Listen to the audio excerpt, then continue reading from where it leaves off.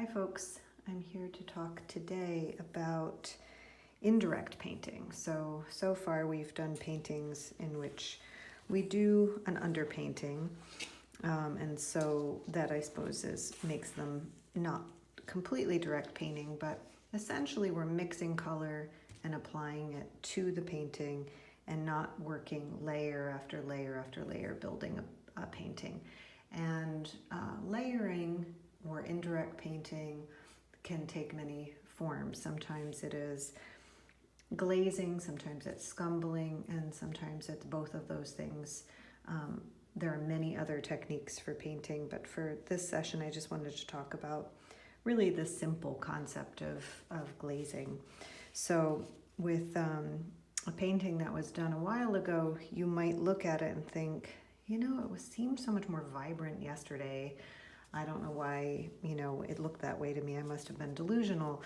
But really some of that is that as a painting dries, it becomes more matte and the color looks less saturated and less vibrant than it did when you painted it wet.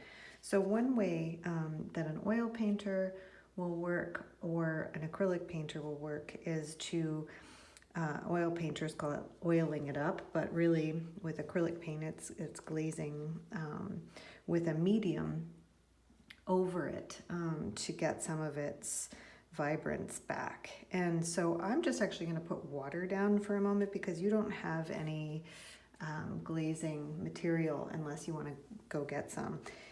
But water itself, if you just put water on top of the painting with a damp cloth, you'll start to see, and I don't know if it's showing up, just that the vibrance of the whole thing comes forward much more. And you want to be careful to not do this unless your painting is completely dry, of course. So right away I start to see, oh yeah, that's more what it looked like when I painted it. The same thing would happen if you glazed with a medium, an acrylic medium, over the whole thing. You would see all that nice juicy color that you had originally. And so I suggest you do that with water and then decide if it's a painting that you really want to keep working on or that is finished and you want it to look its best, to go look for a painting medium or actually a varnish made for acrylic paint and varnish the layers on top so that you get that looking its best.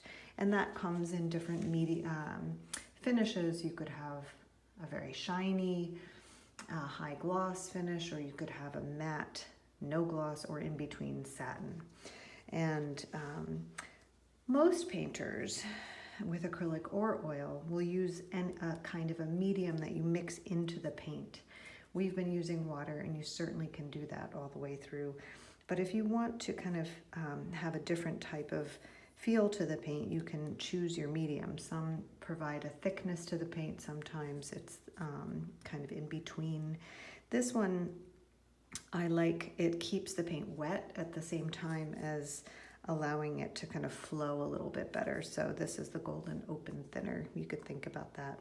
And that's what I'm going to use today, just to kind of show you some of this glazing idea. So essentially what I have here is just our palette, and this was a yellow violet palette. And so I wanted to start by taking a little bit of the glaze and mixing it with just straight up violet that I had mixed up on my palette, and getting my brush saturated with that, and to just apply it to an area that I think I would like for more richness, more depth, and maybe even just a little bit more darkness. And I'm going over it with straight violet, and it's quite transparent, and I hope this comes up on your view as I go through this area of darkness. What it's also doing is going to tone down some of the yellow because I'm using its complement. So if I go over an area like this, which is kind of the neutral yellow violet with this violet, it's going to shift that to violet and to a bit darker. And so you can decide whether you want that or you don't want that. And it's pretty forgiving, so you can glaze, you don't lose what you did underneath, but you get a different kind of temperature, you get a different value structure, you get a different color. So all of those things. So glazing is a medium method and a technique that has been used for centuries, and it is the main method that the old masters used, such as Leonardo da Vinci and all those paintings, Titian, old-time paintings that you look at and you go, how the heck did they do that? And it was called many layers of painting, and glazing being one of the main techniques. So that's with purple, violet, and the violet is already a transparent color. So if you were to try and glaze with a not transparent color, which is yellow, that is an opaque yellow that we have. But if you thin it down with the glaze, you're making it transparent. And so you could see where adding a glaze of yellow might shift things. And so it's very subtle, but if you wanted to say, I just want that to feel a little bit more yellowy, I want that white to have more yellow, you can just glaze that right on top of it. And if you feel like, yeah, this area here, more yellow, but not much, and you don't want to change the value structure too much, you can take down a gray area and warm it up by adding that yellow. So this is a complementary glazing that I'm doing, and you can work on top of, an area that is violet to take down a little bit of its violet quality. It's very subtle. So that's just working again with the complements, and you can start to see how the richness comes across.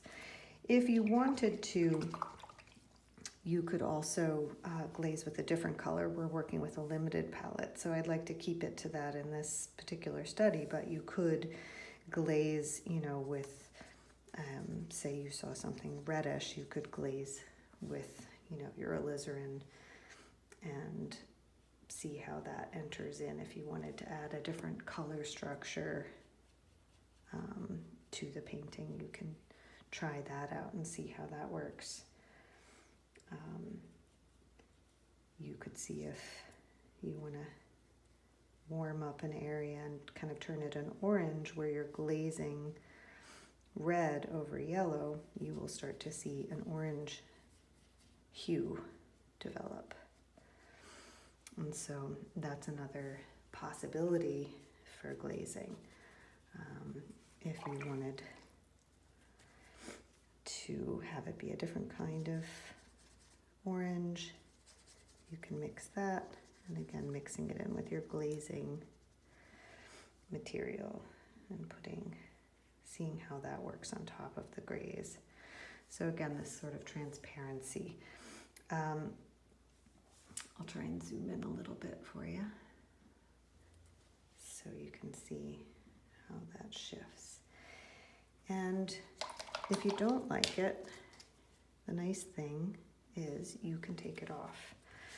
So there might be residue, a bit of it, but it's quite forgiving because you can take all that off and kind of be back to square one and try a different glazing technique. So it's wonderful in that way.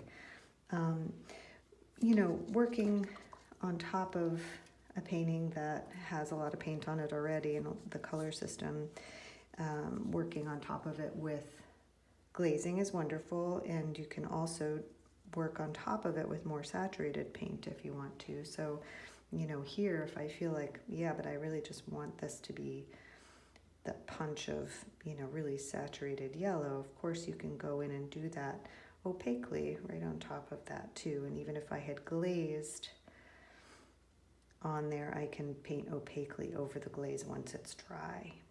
And that's absolutely a wonderful technique. So it's often glazing and then working back into it with opaque paint, letting that dry, and then working further into the painting. And that's indirect painting, and where you're working both at the same time. If you wanted to add an area of light, that is, opaque type of thing, you can do that. You can bring in the highest lights, and then you could glaze over these highest lights once you have that dry, and you could tint them toward the warmer or the cooler side of things.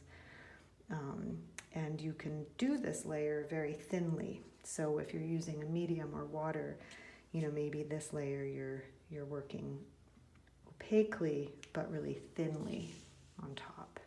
And that's where you can start to get much more subtle transitions, which I know a lot of painters in acrylic are wanting to figure out how to do that. And it's often in this layered, really thin state.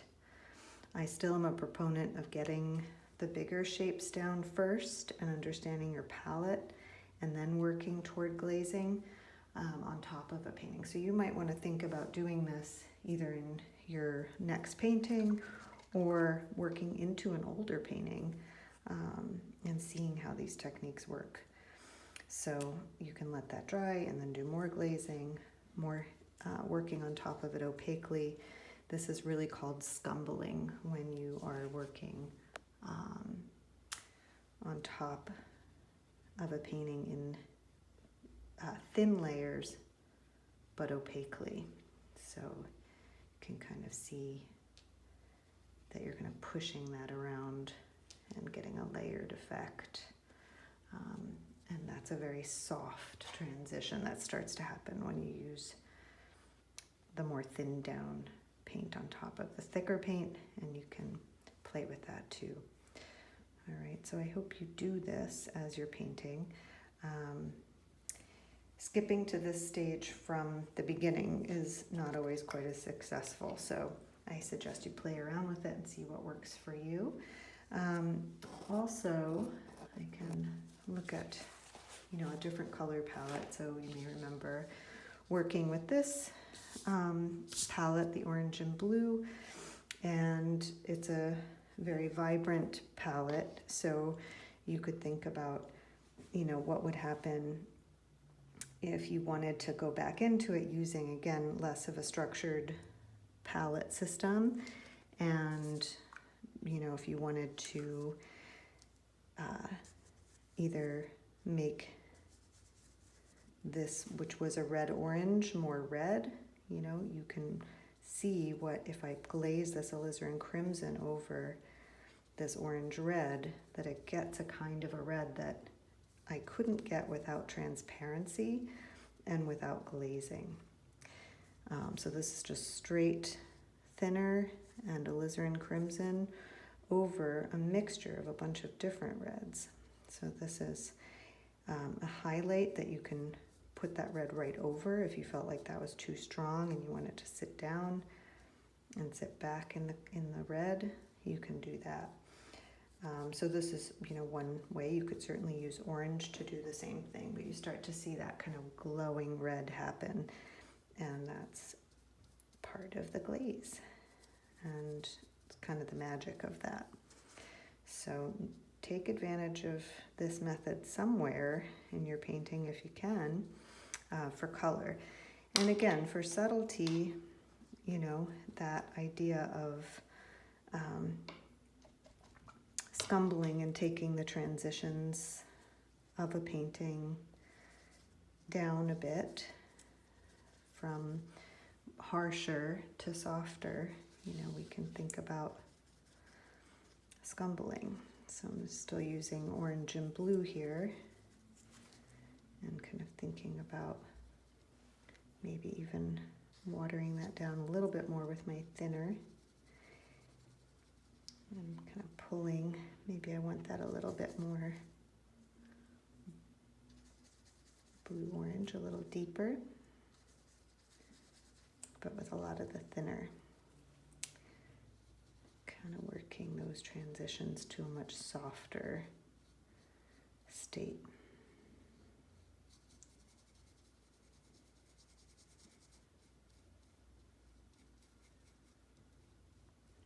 So again, scumbling, is working an area with a translucent or watered down opaque paint.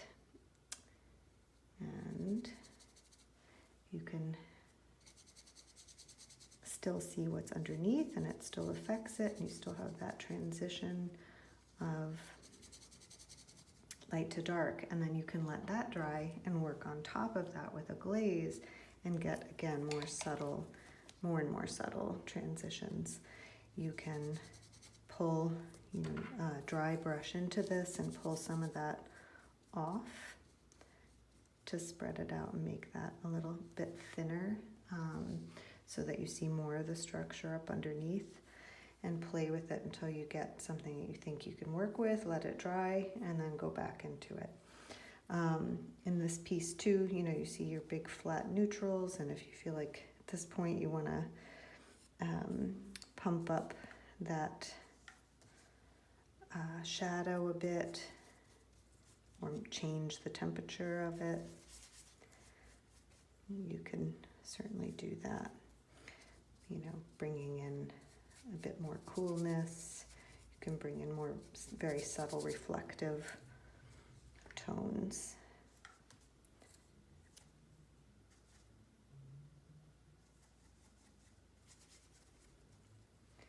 So this is just a very thin layer of blue, cerulean blue.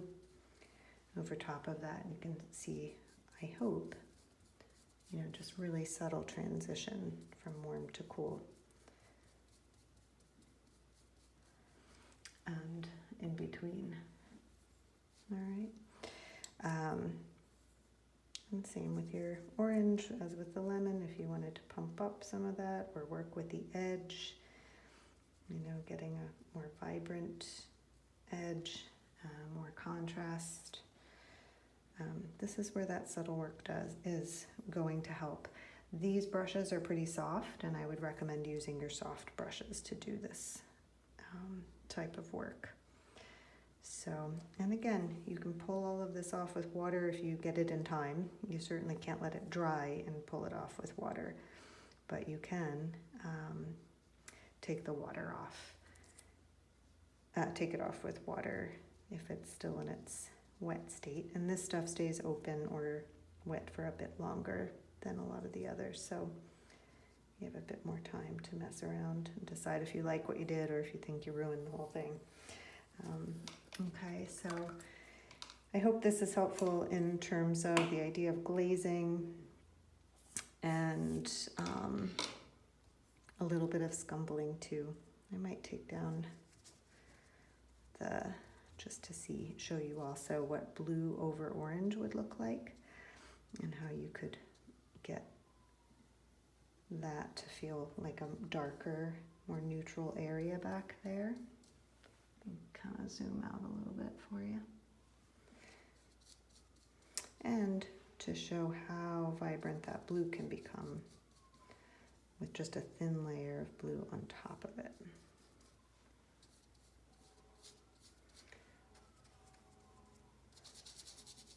So if you wanted this to sit back, or if you wanted it to feel like, there was a shadow being cast back here, rather than repainting this whole area darker, you can glaze a shadow into it. And you could say, oh yeah, that shadow comes down through here too.